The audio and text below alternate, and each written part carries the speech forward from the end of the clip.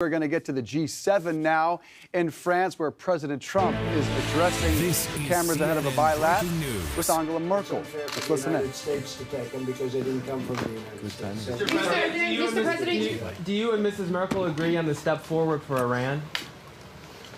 We haven't discussed Iran too much, but I think we agree that Iran shouldn't be nuclear. It's a very important thing. In fact, I think we'll be coming out with a statement to that effect from the G7.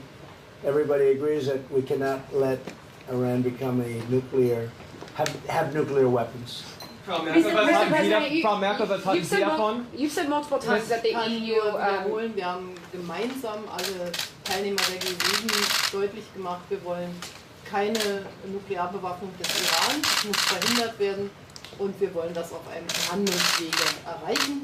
Und ich denke, die Gespräche hier waren sehr produktiv, um langsam weiterzukommen, aber das ist noch ein langer Weg.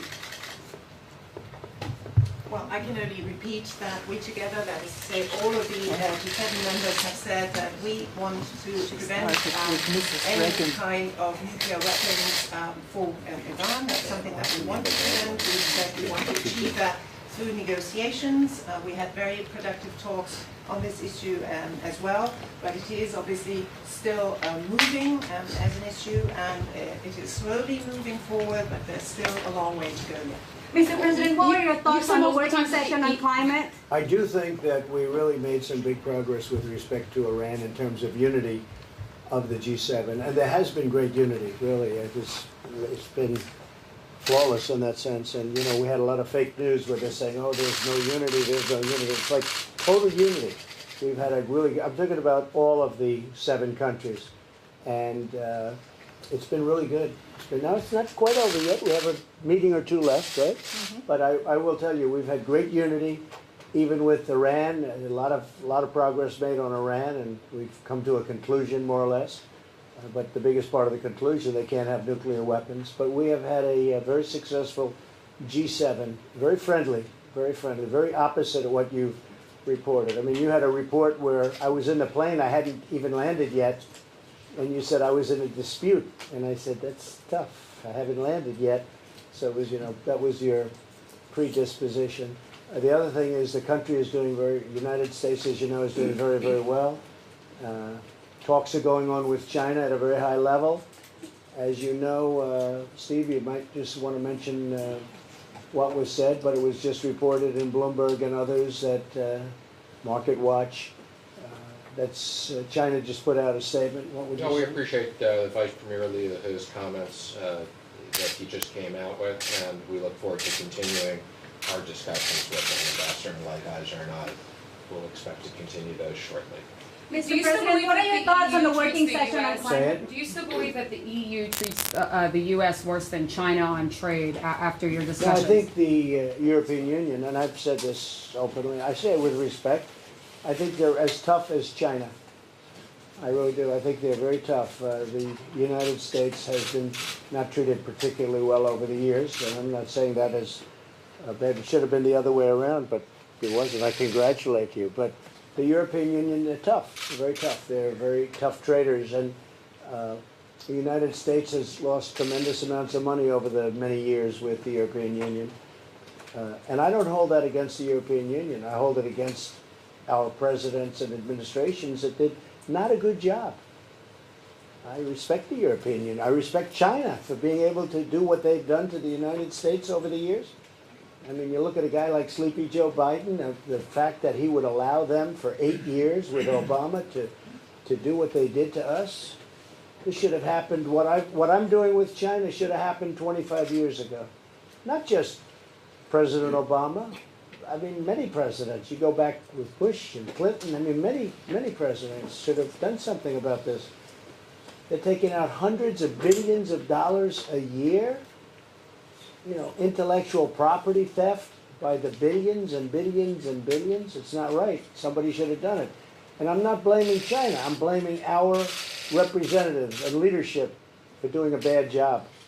Mr. President, would you consider delaying the next round of tariffs? Wir wollen jedenfalls auch jetzt gleich darüber sprechen, dass wir möglichst schnell zwischen der EU und den Vereinigten Staaten von Amerika auch in vertiefte Gespräche kommen. Denn wir haben ein großes Interesse daran, dass unser Handel intensiviert wird. Und ich glaube, wir können auch Lösungen finden. Deutschland setzt sich jedenfalls im Rahmen der EU sehr dafür ein. This doesn't sound good.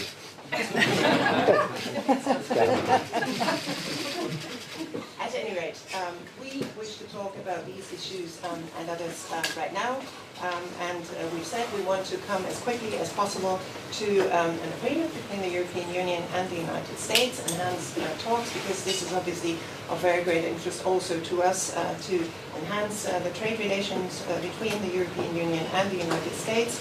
And we said we want to bring this as quickly as possible to a successful solution. At any rate, Germany is going to work resolutely for this within the European Union. Great. Well, as you know, we made a very big deal yesterday with Japan. That's a tremendous deal with Prime Minister Abe. And we hope to have a deal with the European Union too. So we hope we can do a really fair deal, good deal for everybody. Mr. President, were you able to attend the working session on climate and oceans earlier? We're having it in a little while. Frau Bundeskanzlerin, ist jetzt das neue Traumteam von G7 Macron und Präsident Trump für Sie? Das Traumteam von G7 ist G7. The question was, Madam Chancellor, is the new dream team of G7 now President Trump and President Macron? And the Chancellor replied, the new dream team of G7 is G7. That's a good answer. You know, everybody has really contributed. We've had really great contributions from all of the different countries. I think that's true. Huh? Very good contributions. There were news that you got a compromise on digital taxation between France and the US. Can you confirm that? Yeah, we're getting close, and they want to make a deal. We'll see if we can make a deal. We're getting close. Vor allen Dingen haben wir uns vorgenommen, dass wir im Rahmen der OECD bis 2020 alle miteinander eine Lösung finden, und das wäre ein Riesendurchbruch für die Fairness auf der Welt. We have said that we have the intention within the OECD to find a solution for each and everyone by 2020, and that would be an enormous breakthrough to the benefit of everyone in the world. Correct. And Chancellor Merkel, is Germany making a commitment to take back ISIS fighters in Syria? Well, we're talking about that now, and we have a lot from Germany, which is a great thing, and we'll work something out. I think we're going to work something out. Erstens haben wir bereits einige Familienangehörige aufgenommen, Kinder, und zweitens werden wir uns auch mit den anderen europäischen Ländern koordinieren, wie wir hier mit den Vereinigten Staaten zusammenarbeiten. Das ist eine gemeinsame Verantwortung, das ist klar, auch wenn es nicht ganz einfach ist. First, I should say that we have already accepted a number of family members, among them primarily children. Secondly, we have committed ourselves, all of the European Union countries, to work together and to try and find a solution here, to work together with the United States on this one. But we want to find a solution together, but it is certainly not easy, I should say. I think we've done a really great job. We defeated them. We took over 100%, not 99, not 98, because I was criticized. I said, all right, we get 98%, we're leaving. And I was very badly criticized. They say, why not 100%? So I said, all right, we'll stay, we'll do 100. So we did 100%, and we did a great job. And we've had very good talks, but it's not fair for the United States to have these people. We want to give them to the areas where they came from, and that includes not just Germany. France, we have a lot from France, we have a lot from UK, we have a lot from a lot of different countries, and for the most part, all in Europe.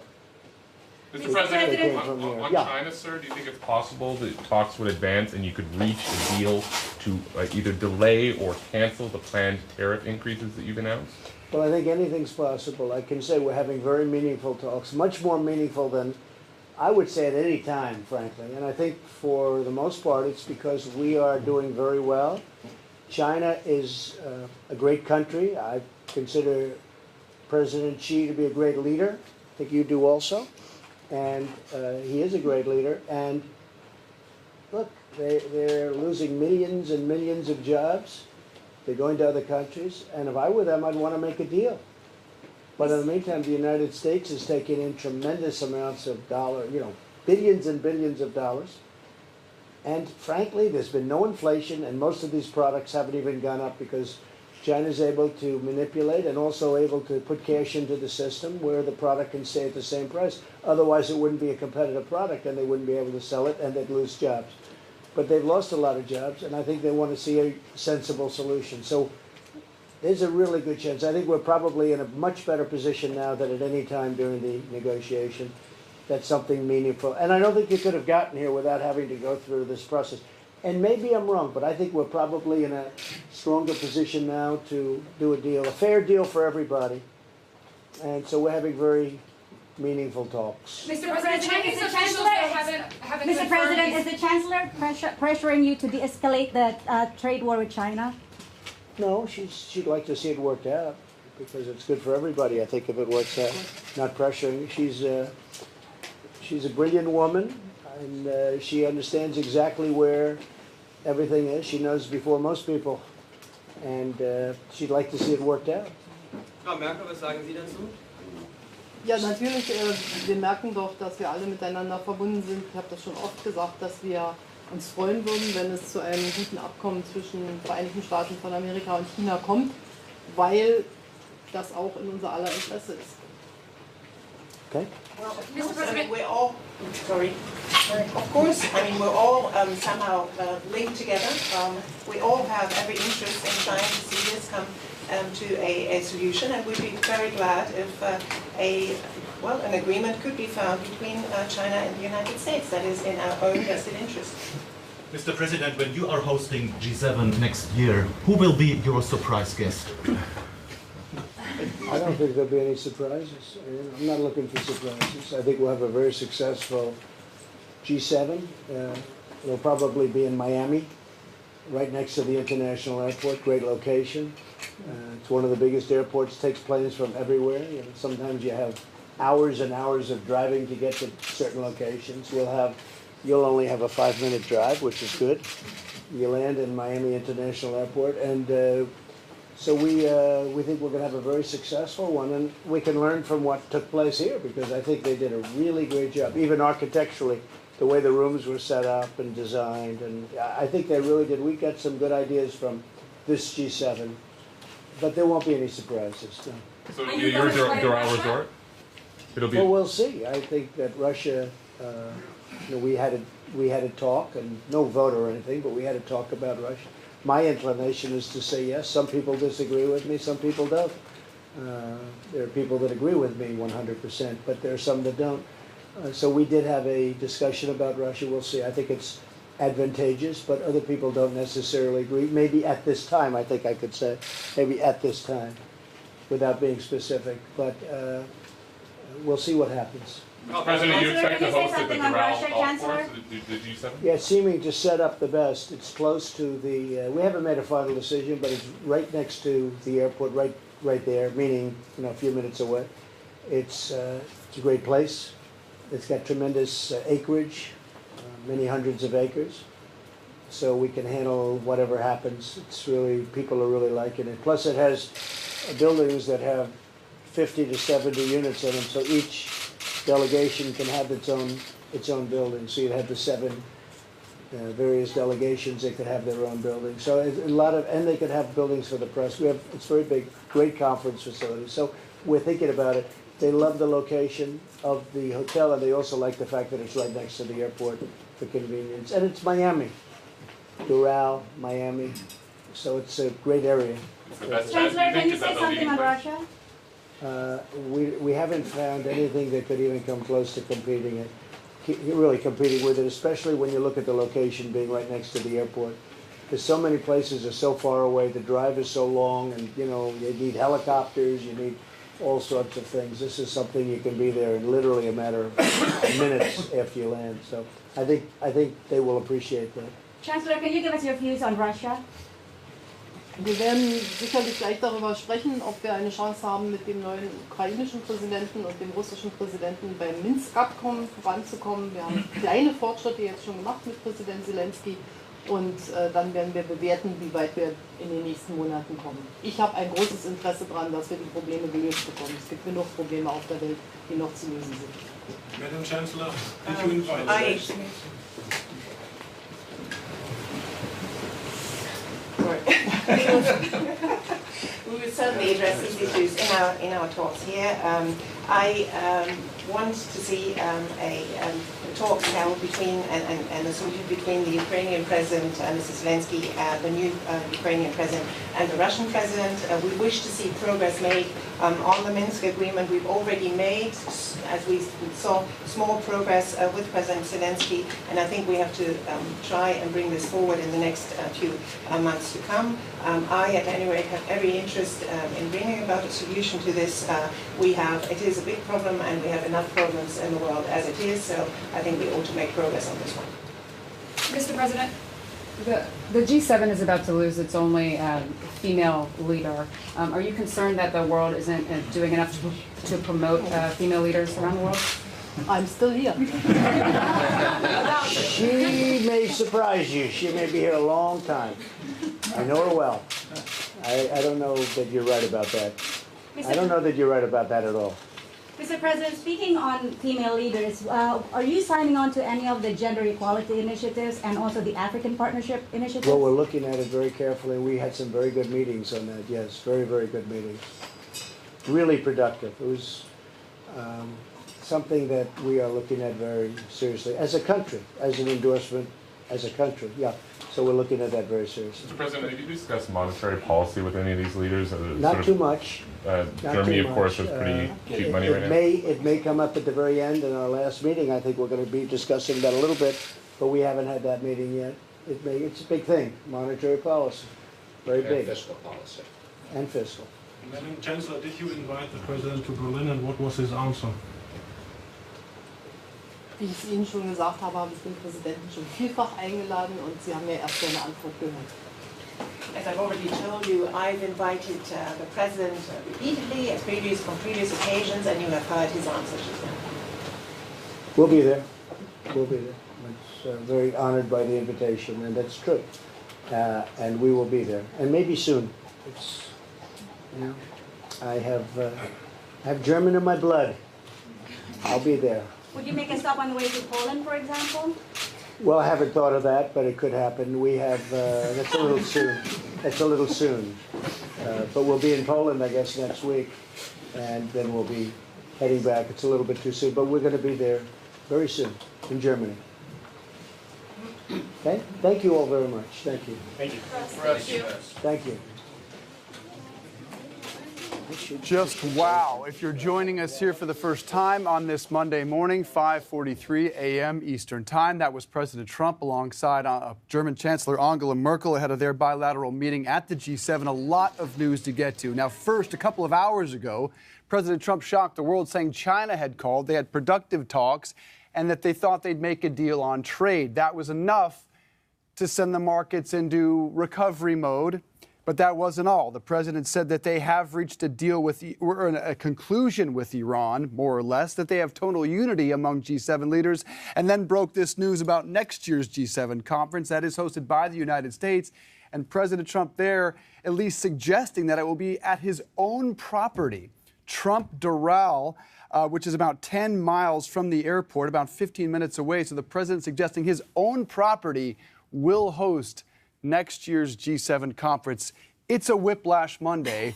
There's what are you a lot going to do? happening there. Also, important to note as well, when he was talking about that deal with China, he was criticizing former presidents on foreign soil and saying that it was our leadership, American leadership, that did, quote, a bad job. He didn't blame China, which was interesting and breaks a precedent. Let me add to that before we get to Nic Robertson, because Bloomberg got comment from a spokesman for the foreign ministry in Beijing who said he was not aware of any weekend calls between the U.S. and China.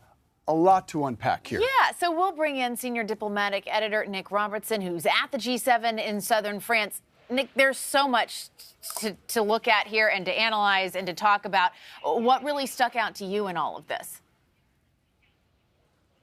Well, let me just give you a funny aside for a start. I think of all the times President Trump has met with Angela Merkel and it's been angry and has criticized her and sometimes hasn't even shook her hand and sometimes has barely looked at her. Wow, what a sea change today. There was the president sitting next to her. They were smiling, almost sort of exchanging inside jokes there.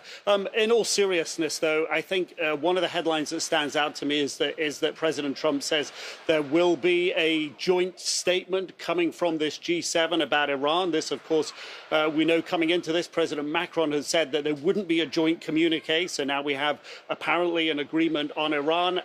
But I think the devil is going to be in the detail on these phone conversations President Trump has said that he's had with Chinese officials, that his officials have had with Chinese officials wanting to reopen the negotiations and get back to the table for dialogue to dial down the temperature on the trade war. Of course, just yesterday, the president was saying he was having second thoughts about it. His advisors saying that only the second thoughts were based on the fact that he should be increasing the tariffs that he's threatening and said that he will put on trade with China. So it really has, as you say, been a head swivel moment. But I think one of the places where the world's leaders gathered here won't swivel is on that location the president seems to be hinting at for the next G7 in Miami. I think there will be little surprise here in reality that if the president chooses one of his own locations to host these leaders next time. It's been in his style so far. We've seen how much Mar-a-Lago has been used. Of course, the White House traditional. This is a president who's breaking the mold. And the world leaders here, if they didn't get it before, they get it now. All right, Nic, thanks so much. And before you go, we have some sound from President Trump talking about Miami. This was just moments ago. Take a listen. It'll probably be in Miami, right next to the international airport. Great location. It's one of the biggest airports. Takes planes from everywhere. You know, sometimes you have hours and hours of driving to get to certain locations. You'll only have a 5-minute drive, which is good. Almost sounds like a pitch there from a PR guy talking about his own hotels. Yeah, Nic, look, this is always unprecedented, but we're talking about his own property where profits and revenues are down steep from 2015 to 2018. How unprecedented is this, and is there any reaction? Probably too soon, but how will the world community react to this? We haven't seen official reaction yet. Of course, Angela Merkel was sitting next to him, and I didn't get to see the reaction on her face as he spoke, but perhaps she hadn't made the connection that we're able to make here, that he was talking about one of his own properties. And this is something that you would not be able to do. The British Prime Minister Boris Johnson, I don't believe he has any hotels or large properties enough to host a gathering of the G7, but if he tried to do that in Britain, for example, if Angela Merkel tried to do that in those countries, there would be uproar. So this would be unprecedented if that's the case. Of course, this may turn out to be some largesse by the president. Let's face it, the elections are at the beginning of November next year. When will the G7 be? The calculation from the president seems to imply he's going to hold it before November 2020. If he were to lose, that would be a big gift on his part, wouldn't it? And he said there will be no surprises at next year's G7. Speculation that Vladimir Putin could be invited. It has been a wild Monday at the G7, and the press conference still a couple of hours away between Macron and President Trump. Nic Robertson, thank you, sir. We'll be right back here on Early Start.